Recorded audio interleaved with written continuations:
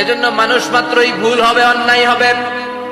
ভুল করা, পাপ করা, অন্যায় করা এটা দোষের কিছু না, কিন্তু পাপের উপর স্থায়ী থাকা হলো দোষের, ঠিক কিনা? শয়তান ভুল করেছে, অন্যায় করেছে, সাথে সাথে যদি শয়তান তওবা করতো, ইবলিস রেও মাফ করে দিত কে?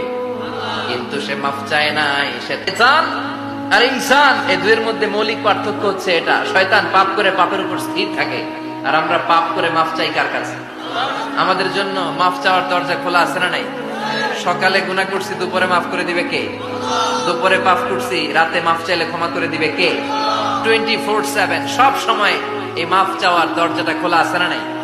শুধুমাত্র কেবলমাত্র দুইটা সময় আল্লাহ তাআলা তওবা কবুল করেন। এক হচ্ছে বাদাল গারগারা। বাদাল গারগারা, মালাকুল মাউত যখন এসে রূহ ধরে টান দেয়, তখন গলায় গরগর গরগর শব্দ হয়। মালাকুল মাউতকে দেখে ফেললে আর তওবার কোনো সুযোগ নেই। সাইয়েদনা মুসা আলাইহিস সালাম তার চাচাতো ভাই কারণকে বলেছিল সম্পদের যাকাত দাও, এ সম্পদ আল্লাহ দিয়েছে। কারণ বলে আল্লাহ দেয় না, ইন্নামা উতীতুহু আলা ইলমিন ইনদি, আমি আমার ইন্টেলেক্ট, আমার সৃজনশীলতা, আমার বুদ্ধিমত্তা খাটিয়ে সম্পদ উপার্জন করেছি, আমি যাকাত দিব না। মুসা আলাইহিস সালাম বললেন তাহলে আযাবের অপেক্ষা করো। কারণ বলল পারলে আযাব নিয়ে আসো। রব্বুল আলামিন বললেন ফাখাসাফনা বিহি ওয়া বিদারিহিল আরদ, ও মুসা নিরাপদ দূরত্বে তুমি সরে যাও, আমি এখনই কারণকে তার সব সম্পদ সহ জামিনের মধ্যে দাবিয়ে দেব। কারণ তার সম্পদ সহ জামিনে দেবে যেতে লাগলো। আমি জায়গাটা নিজে দেখে এসেছি। মিশরের রাজধানী কায়রো থেকে 120 কিলো দূরে ফাইয়ুম নামে একটা জেলা আছে, ওই জেলায় বাহিরা কারুন, কারণের সব সম্পত্তি আল্লাহ জামিনে দাবিয়ে দিয়েছে। হাঁটু পর্যন্ত দেবে যায়, সে ভেবেছে আমি বেঁচে যাব। কোমর পর্যন্ত দেবে গিয়েছে, বেঁচে যাব। গলা পর্যন্ত যখন দেবে গিয়েছে আর বাঁচার সুযোগ নাই। কারণ কয় মুসা সব সম্পত্তি তোরে আর তোর আল্লাহরে দিয়ে দিলাম, আমারে বাঁচা, আমারে বাঁচা, আমি তওবা করলাম। তখন কি তওবার সময় আছে? কথা কন। বাদাল গারগারা, মালাকুল মাউত যখন দেখে ফেলবেন তখন তওবার সুযোগ আছে। ফেরাউনেরও একই দশা। লোহিত সাগরের পানি খেতে খেতে ফেরাউনের পেটটা যখন এত বড় হয়ে যায়, ফেরাউন হাত তুলে বলে আনা মিনাল মুসলিমিন, আমি মুসলমান। আমি, এটা কোরআনের আয়াত কিন্তু, আনা মিনাল মুসলিমিন, বনি ইসরাইলরা যে আল্লাহর উপর ঈমান এনেছে, আমিও ফেরাউন সেই আল্লাহর গোলাম। আল্লাহ বলে দ্য টাইম ইজ আপ, সময় শেষ, এখন তোমার ঈমান কবুল করা হবে। তার মানে বাদাল গারগারা তওবা কবুল হয় না। এই মৃত্যুর গড়গড়ানি আসার আগ পর্যন্ত চোখের পানি ছেড়ে যদি আল্লাহর কাছে ক্ষমা চান, জীবনের সব গুনাহ মাফ করে দিবে কে? শয়তান আল্লাহরে বলল মাবুদ এত জান্নাত বানিয়ে কি লাভ, আপনার একটা বান্দারও জান্নাতে ঢুকাতে পারবেন না। আমারে বানিয়েছেন জাহান্নামী, আমি আমার সর্বোচ্চ চেষ্টা দিয়ে আপনার সবগুলা বান্দারে জামাতে জাহান্নামে নিয়ে একসাথে ঢুকবো, পারলে জাহান্নাম আরো কয়েকটা বাড়িয়ে বানান। আল্লাহ বললেন কেন কেন? শয়তান বলে লা আকুদান্না লাহুম সিরাতাকাল মুস্তাকিম, আপনার বান্দা জামাতে নামাজ পড়তে যেতে চাইবে, ওখান থেকে ধোকার ওয়াসওয়াসা দিয়ে আমি গানের কনসার্টে নিয়ে যাব। তাফসীর মাহফিলে কোরআন শুনতে যেতে চাইবে, ধোকা দিয়ে আমি মদের আড্ডাখানায় নিয়ে যাব। ওয়ালা তাজিদু আকসারাহুম শাকিরিন, একটারেও জান্নাতে ঢুকাতে পারবেন না। চ্যালেঞ্জ দিলাম। আল্লাহ বলল শয়তান তুই আমারে চ্যালেঞ্জ দেস, আমি তো সব রাজার বড় রাজা, মহারাজা, আমার সাথে তো কেউ চ্যালেঞ্জ দিয়ে টিকতে পারে না। চিল্লা এখন ঠিক কিনা? শয়তান তুই চ্যালেঞ্জ দিলি, আমিও তোর চ্যালেঞ্জ নিলাম। ওয়া ইজ্জতি ওয়া জালালি ওয়া ইরতিফাই মাকানি, আমার ইজ্জতের কসম, আমার জালালিয়াতের কসম, আমার মহানত্বের কসম, আমার ক্ষমতা আর দাপটের কসম, আজীবন আমার বান্দা গুনাহ করবে, পাপ করবে, অন্যায় করবে, কোন এক তাফসীর মাহফিলে এসে চোখের পানি ছেড়ে যখন ক্ষমা চাইবে, আমি জীবনের সব গুনাহ মাফ করে দেব। আমি আমার বান্দার জীবনের সব গুনাহ মাফ করে দিয়ে জান্নাতে ঢুকায় দেব। তখন তুই কি করবি? লাগফিরান্না লাহুম মা দামু ইস্তাগফিরুনি, যতক্ষণ আমার বান্দা আমার কাছে ক্ষমা চাইবে, আমি আমার বান্দার জীবনের সব গুনাহ মাফ করে দেব। সুবহানাল্লাহ পড়ে। এজন্য রাব্বুল আলামিন বলেন ইয়া আইয়ুহাল্লাযীনা আমানু তুবু ইলাল্লাহি তাওবাতান নাসুহা, তওবার মতো তওবা করো। তওবার মতো তওবা করলে যত বড় অন্যায় হোক, পাপ হোক, গুনাহ হোক, সব গুনাহ মাফ করে দিতে পারে কে? সাইয়েদনা আদম আলাইহিস সালাম ভুল করলেন, শত শত বছর কাঁদলেন, আল্লাহ বললেন, ও আদম, কিছু বাক্য তোমারে শিখিয়ে দে, এই বাক্য দিয়ে তুমি আমার কাছে তওবা করো, তোমার তওবা কবুল করে নেব। সাইয়েদনা আদম বললেন, রব্বানা, পড়েন, রব্বানা যালামনা আনফুসানা ওয়া ইন লাম তাগফির লানা ওয়া তারহামনা লানাকুনান্না মিনাল খাসিরিন। ও আল্লাহ, আমি জুলুম করেছি নফসের উপর, ভুল করেছি, অন্যায় করেছি, অপরাধ করেছি, আপনি যদি ক্ষমা না করেন আমি শেষ হয়ে যাব। লানাকুনান্না মিনাল খাসিরিন, আমি ক্ষতিগ্রস্তদের মধ্যে শামিল হয়ে যাব। ঠিক কি না? এই আয়াত দিয়ে, এই দোয়া দিয়ে যখন সাইয়েদনা আদম তওবা করলেন, মুহূর্তেই তওবা কবুল করে নিয়েছে কে? আমরাও যদি পাপ করি, অন্যায় করি, আমাদেরও পাপগুলো মোচন করার একজন আছে না নাই? তিনি গাফিরিয যাম, কাবিলিত তাওব। ওনার কাজই হচ্ছে গুনাহ মাফ করা। শয়তানের কাজ ওয়াসওয়াসা দেওয়া, আমাদের কাজ পাপ করা, ওনার কাজ মাফ করা। আল্লাহ ডেকে বলে, গোলাম, তোরা যদি পাপ না করতি আর বারবার মাফ না চাইতি, তাহলে তোদেরকে ধ্বংস করে দিয়ে জমিনের বুকে এমন একটা জাতি আমি বানাতাম যারা পাপ করতো আর মাফ চাইতো, আর আমি মাফ করতাম। সুবহানাল্লাহ পড়ো। মাফ করতে আল্লাহর বড্ড ভাল লাগে, চোখের পানি দেখতে আল্লাহর বড্ড ভাল লাগে, কায়মনো বাক্যে কেউ দোয়া করছে এই দৃশ্য দেখতে আল্লাহর ভালো লাগে, চিল্লায় বলেন সুবহানাল্লাহ। এজন্য পাপ আমাদের যত বড় হোক, আমাদের জন্য মাফ আছে না নাই? দুইটা সময়ে তাওবা কবুল হয় না। এক নাম্বার হলো বাদাল গারগারা, মালাকুল মাউতকে দেখে ফেলেছেন, রূহ ধরে টান দিবে, তখন তাওবা করলে কবুল হবে।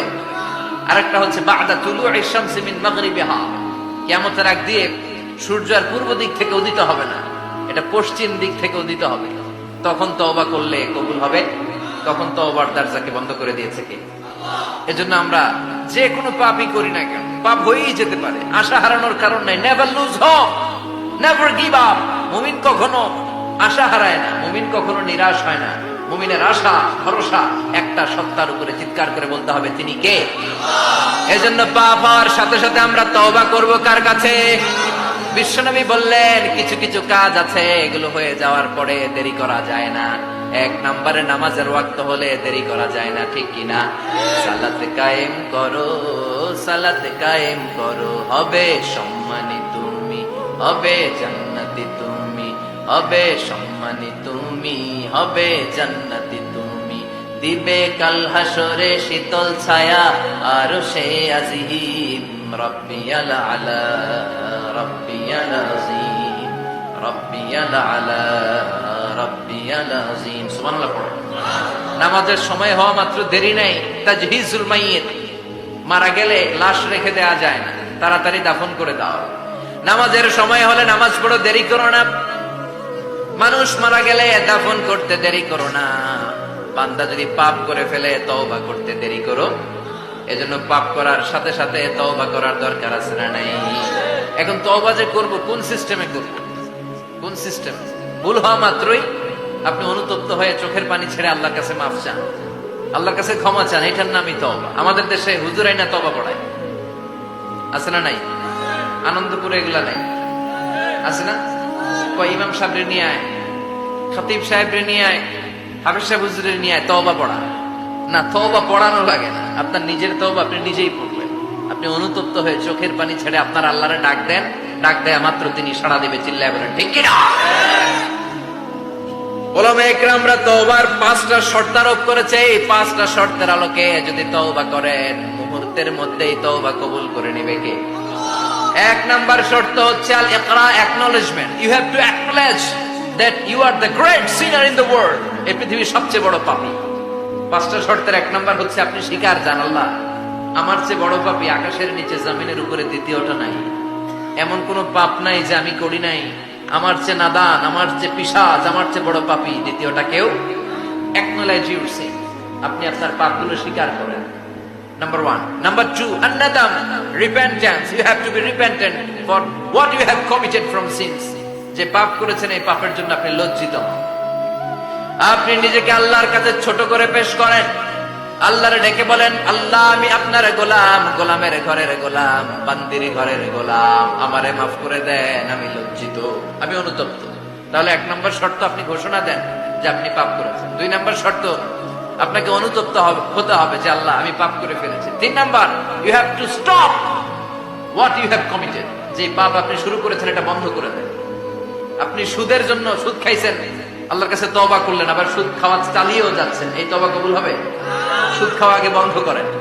আপনি ঘুষ খেয়েছেন, এই ঘুষ খাওয়ার কারণে আপনি আল্লাহর কাছে তওবা করলেন, কিন্তু ঘুষ খেয়েই যাচ্ছেন, এই তওবা কবুল হবে?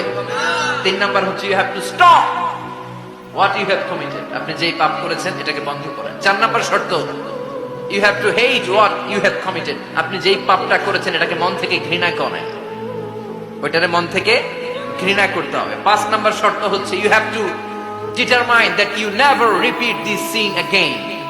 আল্লাহর কাছে ওয়াদা দেন, কমিটমেন্ট দেন যে আল্লাহ পারতপক্ষে আমার জীবনে আর এই কাজটা করব। এই 5টা শর্তের আলোকে তওবা করলে কবুল করবে কে? 1 নম্বরে স্বীকার জান আল্লাহ আমি পাপী, 2 নম্বরে অনুতপ্ত হন, 3 নম্বরে পাপ কাজটা বন্ধ করে দেন, 4 নম্বরে ওই পাপ কাজটাকে মন থেকে ঘৃণা করেন, 5 নম্বরে আল্লাহর কাছে ওয়াদা দেন আর জীবনেও এই পাপ করব না। এই 5টা শর্তের আলোকে যদি তওবা করেন, আপনার তওবা কবুল করে নিবে কে? এজন্য যত পাপ, যত অন্যায় আমরা করি না কেন, আমাদের এই পাপগুলো, অন্যায়গুলো ক্ষমা করার একজন আছে না নাই? তিনি কে? এজন্য সব সময় তওবা করতে রাজি আছেন তো? প্রতিদিন শত শতবার তওবা করতে রাজি আছেন? প্রতিদিন শত শতবার ইস্তেগফার করতে রাজি আছেন? বিশ্বনবী প্রতিদিন 70 বারেরও বেশি ইস্তেগফার করতেন। শুধু টয়লেটে যে মুহূর্তে থাকতেন ওই মুহূর্তে পড়তেন না, টয়লেটে ঢুকার মুহূর্তে বিশ্বনবী ইস্তেগফার করতে পারতেন না, তাই টয়লেট থেকে বেরোয়েই তিনি ইস্তেগফার করতেন। তিনি পড়তেন গফরানাক। কি পড়তেন? গফরানাক মানে হলো আস্তাগফিরুল্লাহ। গফরানাক মানে কি? গফরানাক মানে আল্লাহ আমি আপনার ক্ষমা চাই, মানে আস্তাগফিরুল্লাহ। আবার বিশ্বনবী বলতেন মান লাযামাল ইস্তিগফার জাআলাল্লাহু লাহু মিন কুল্লি দীকিন মাখরাজা। যে ব্যক্তি সব সময় ইস্তেগফারের সাথে লেগে থাকে তাকে সব সময় বিপদ থেকে মুক্তি দিবে কে? আমাদের জীবনে বিপদ আছে না নাই? কত ধরনের বিপদ।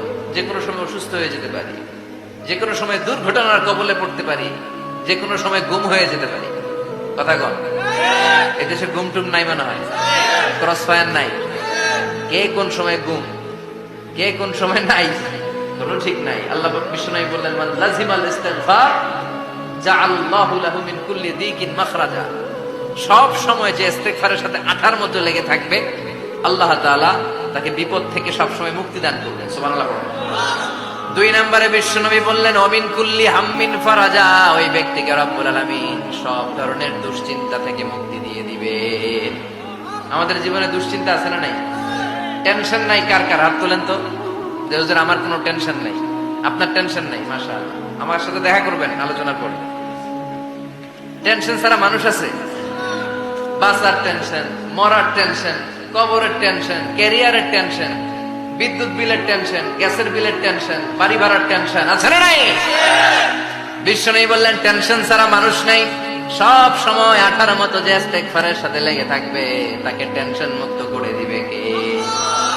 3 নাম্বার ওয়ারযুকহু মিন হাইসু লা ইয়াহতাসিব। এমন জায়গা থেকে আল্লাহ তাআলা রিজিকের ব্যবস্থা করে দিবেন সে কল্পনাও করতে পারবে না।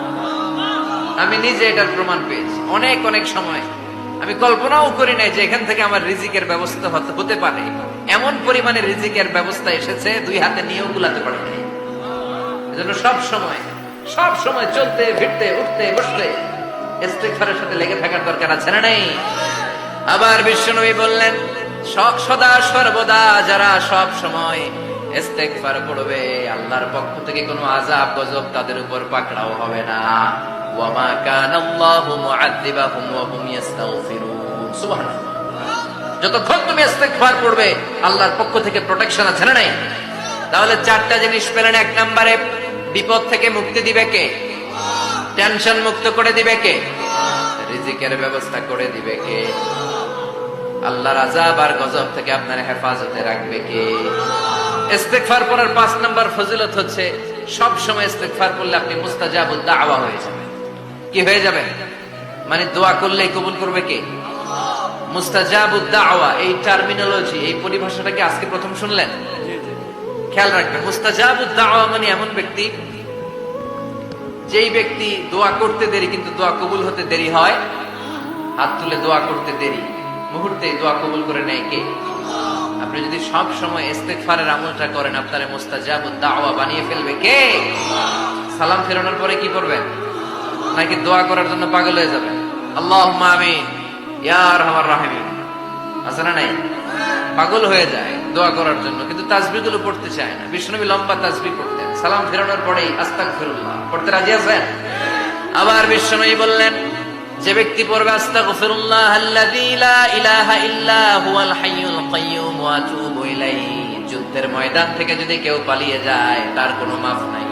এটা অনেক বড় কবিরা গুনাহ। আত-তাওয়াল্লি মিন ইয়াউমিজ যাহফ, যুদ্ধের ময়দান থেকে পালালে ওর কোনো মাফ নাই। বিষ্ণুনবী বলেন, যুদ্ধের ময়দান থেকে পালিয়ে এসেছে কোন মুসলিম সৈনিক, সেও যদি এই আস্তাগফিরুল্লাহ আল্লাযী লা ইলাহা ইল্লা হুয়াল হাইয়ুল কাইয়্যুম ওয়া আতুবু ইলাইহি মন থেকে পড়ে, তার জীবনের গুনাহ আল্লাহ মাফ করে দিবেন।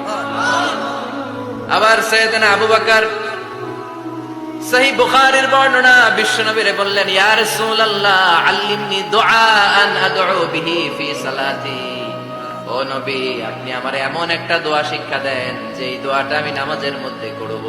বিশ্বনবী বললেন, তুমি নামাজের মধ্যে পড়ো, আল্লাহুম্মা ইন্নী যালামতু নাফসি যুলমান কাসীরা ওয়া লা ইয়াগফিরুয যুনুবা ইল্লা আনতা ফাগফিরলি মাগফিরাতাম মিন ইনদিকা ইন্নাকা আনতাল গফুরুর রহিম। সুবহানাল্লাহ। এটার আমরা বলি দোয়ায়ে মাসুরা, এটাও একটা ইস্তেগফার। যেখানেই ক্ষমা চাওয়ার কথা আছে ওইটাই ইস্তেগফার, বুঝতে পেরেছেন? আল্লাহুম্মা ইন্নী যালামতু নাফসি, ও আল্লাহ অনেক জুলুম করেছি, যুলমান কাসীরা, জুলুমের শেষ নাই। ওয়ালা ইয়াগফিরুয যুনুবা ইল্লা আনতা, আপনি ছাড়া এই জুলুম আর পাপ ক্ষমা করার কেউ নাই। ফাগফিরলি মাগফিরাতাম মিন ইনদিক, নিজ গুণে আমার গুনাহ ক্ষমা করে দে। ওয়ালা ইয়াগফিরুয যুনুবা ইল্লা আনতা, আপনি ছাড়া গুনাহ ক্ষমা করার দ্বিতীয় কেউ নাই। আমাদের পাপ ক্ষমা করার আর কোন সত্তা আছে? চিল্লায় বলেন আছে? মৃত্যু, লোকটা মরে না তাই জান্নাতে যায় না, মরলেই জান্নাত। আয়াতুল কুরসি পড়বেন তো? সালাত শেষে বিষ্ণুনবী বলতেন, আল্লাহুম্মা ইন্না নাসআলুকাল হুদা ওয়াত তুকা ওয়াল আফাফা ওয়াল গিনা, আল্লাহুম্মা আ'ইন্না আলা যিকরিকা ওয়া শুকরিকা ওয়া হুসনি ইবাদাতিক, আল্লাহুম্মা লা মানিআ লিমা আ'তাইতা ওয়া লা মু'তিয়া লিমা মানআতা ওয়া লা ইয়ানফা'ু যাল জাদ্দি মিনকাল জাদ, আল্লাহুম্মা হাব্বিব ইলাইনাল ঈমান ওয়া যায়্যিনহু ফি কুলুবিনা وكره إلينا الكفر والفسوق والعصيان وجعلنا من الراشدين। সুবহানাল্লাহ। অভাব নাই, সহি দোয়ার অভাব নাই, এগুলো থুইয়া বানায় বানায় আন্দাজে মান্দাজে দোয়া কালাম করে। এজন্য মাসনুন যে দোয়াগুলো আছে এগুলো পড়বেন তো। সাইয়্যিদুল ইস্তিগফার মুখস্থ করবেন, কথা দিবেন তো? কথা দিবেন? কারা কারা মুখস্থ করবেন হাত তুলে আমার আল্লাহর দেখা। রাজি আছেন মুসলমান?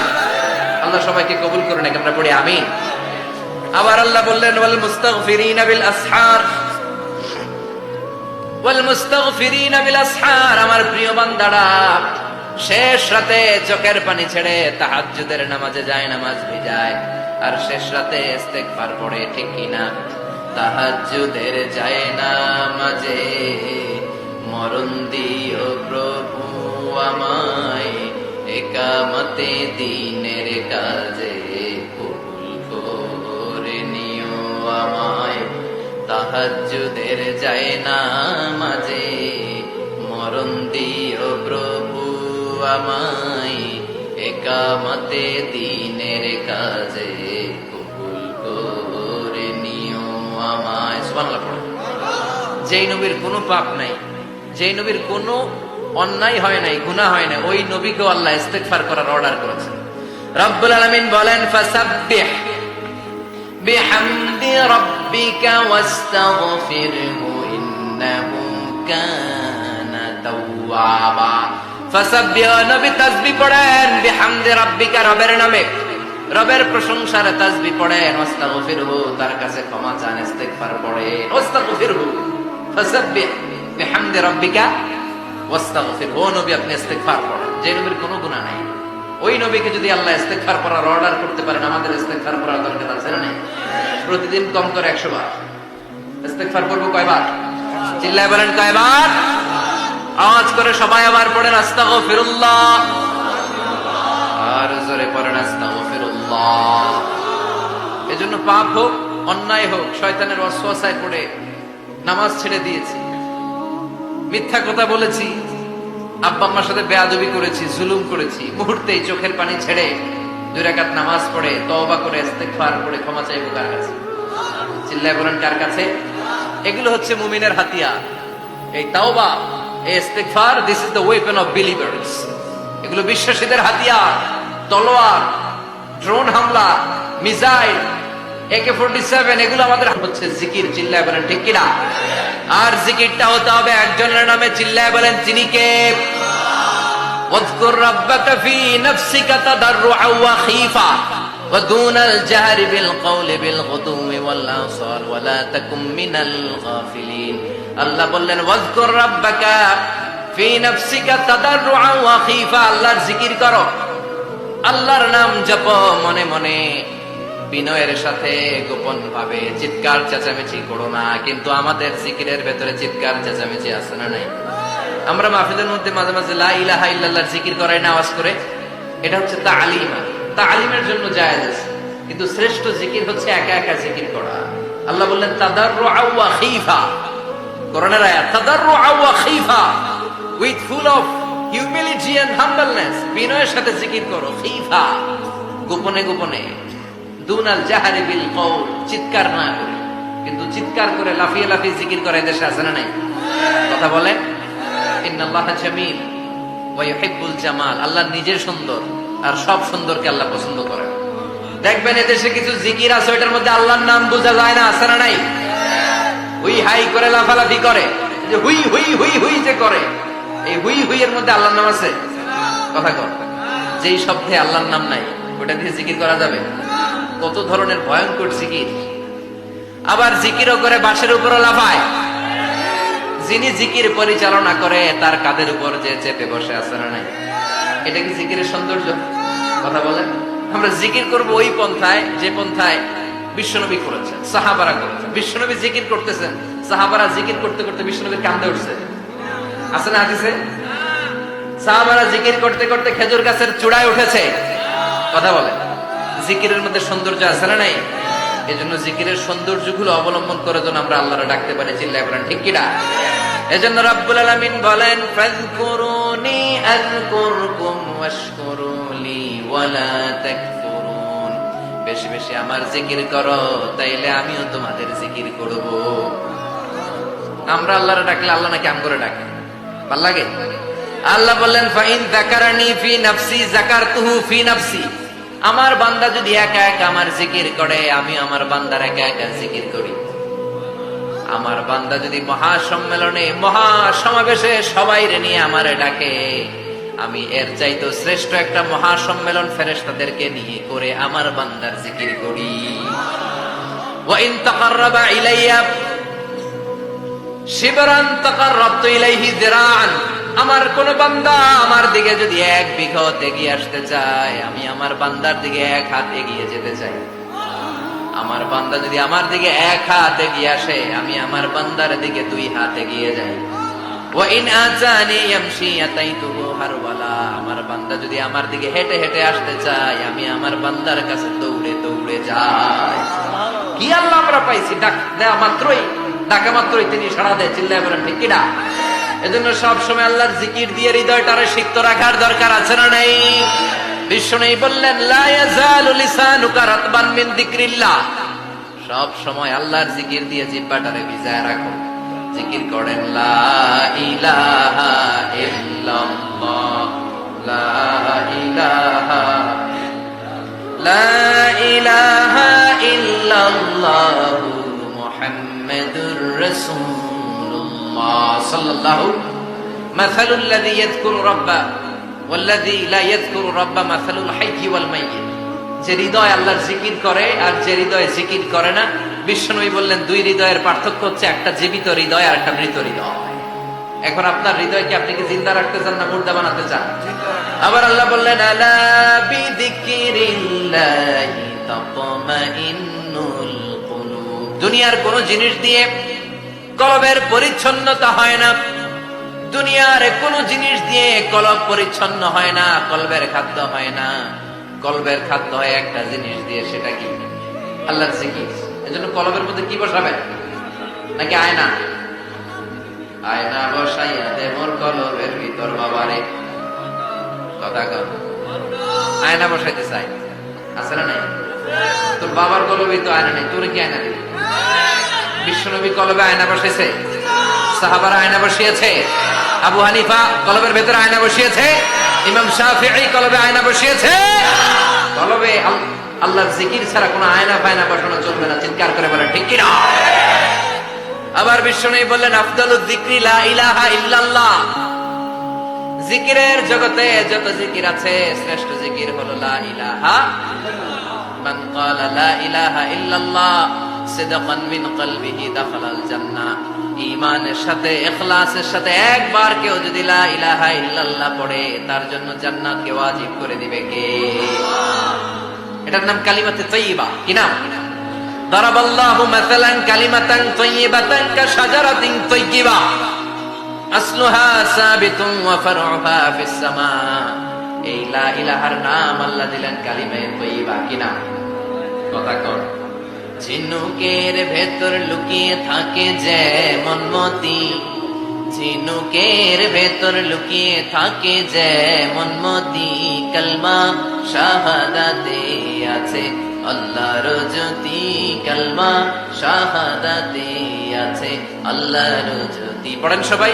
ঝিনুকের ভেতর লুকিয়ে থাকে যেমন মতি, ঝিনুকের ভেতর লুকিয়ে থাকে যেমন মতি, কালমা শাহাদাতে আছে আল্লাহর জ্যোতি, কালমা শাহাদাতে আছে আল্লাহর জ্যোতি। সুবহানাল্লাহ পড়েন। তাহলে জিকিরের জগতে সবচেয়ে শ্রেষ্ঠ জিকিরের নাম, চিল্লায় বলেন কি নাম? সাইয়েদনা মুসা আলাইহিস সালাম আল্লাহর ডেকে বললেন মাবুদ। সহিহ ইবনে হিব্বান, মুস্তাদরাকে হাকিম, দুইটা সহিহ হাদিসের গ্রন্থে হাদিসটা এসেছে। সাইয়েদনা আবু সাঈদ আল খুদরি হাদিসের বর্ণনাকারী। বিশ্বনবী বললেন মুসা আলাইহিস সালাম আল্লাহর ডেকে বললেন আল্লাহ আল্লিমনি কালিমাতান আদউ বিহা। ও আল্লাহ, এমন একটা স্পেশাল জিকির আপনি আমারে শিক্ষা দেন, এই জিকির দিয়ে আমি আপনারে ডাকবো। এই জিকিরটা জানবে শুধু আমি, আর জানবেন আপনি, দুনিয়ার কেউ জানবে না। এমন একটা জিকির শিখান যে জিকিরটা কেউ জানে না, জানবে শুধু আমি আর জানবেন আপনি। কথা শুনতেছেন? প্রশ্ন করছে কে? হ্যাঁ, আল্লাহ প্রশ্ন করছে। প্রশ্ন করেছে কে? মুসা আলাইহিস সালাম। করেছে কার কাছে? শ্রেষ্ঠ একটা জিকির শিখায় দেন যেটা শুধু আমি করবো আর কেউ করতে পারবে না। আল্লাহ বললেন মুসা পড়ো লা ইলাহা। মুসা আলাইহিস সালাম বললেন আল্লাহ জিজ্ঞেস করলাম কি আর কইলেন কি? লা ইলাহা ইল্লাল্লাহ এটা তো জাতীয় জিকির। কথা কয়, এটা তো ইন্টারন্যাশনাল জিকির, এটা তো সবাই পারে। আমি তো চাইছি এমন একটা এক্সক্লুসিভ যেটা আপনি আর আমি ছাড়া কেউ জানে না, শুধু জানবেন আপনি আর আমি। আল্লাহ বললেন মুসা এর চাইতে শ্রেষ্ঠ জিকির আমার কাছে নাই। ও মুসা লাউ তাদাউ সাবউস সামাওয়াতি ওয়াল আরদ ফি কাফা, সাত আকাশ সাত জমিন যদি এক পাল্লায় রেখে দাও, ওয়ালা ইলাহা ইল্লাল্লাহ ফি কাফাতিন উখরা, লা ইলাহা ইল্লাল্লাহ যদি আরেক পাল্লায় রেখে দাও, লা রাজাহাত কাফাতু লা ইলাহা ইল্লাল্লাহ, মুহূর্তের মধ্যে লা ইলাহার পাল্লা ভারী হয়ে যাবে রে মুসা।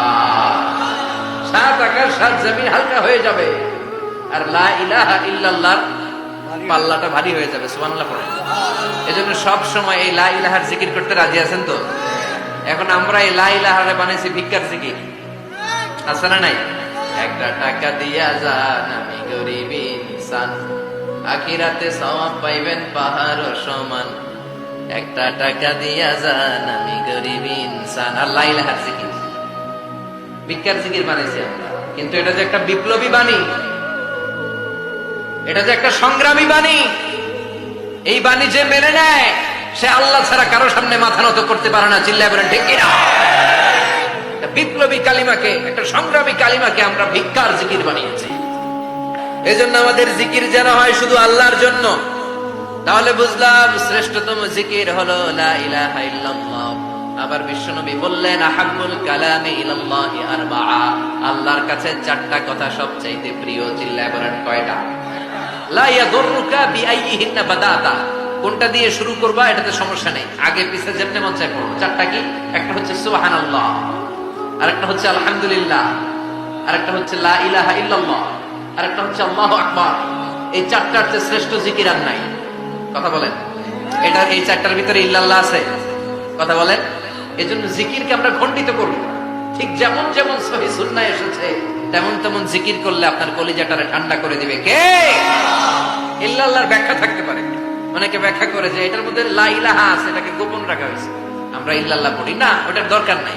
বিশ্বনবী এবং সাহাবারা যেই পন্থায় জিকির করেছেন, যেই পন্থায় জিকির শিখিয়েছেন, ওইটার ভিতরে বরকত বেশি না কম? কথা বলেন, বেশি না কম? এজন্য বিশ্বনবী বললেন আল্লাহর কাছে প্রিয় কথা চারটা।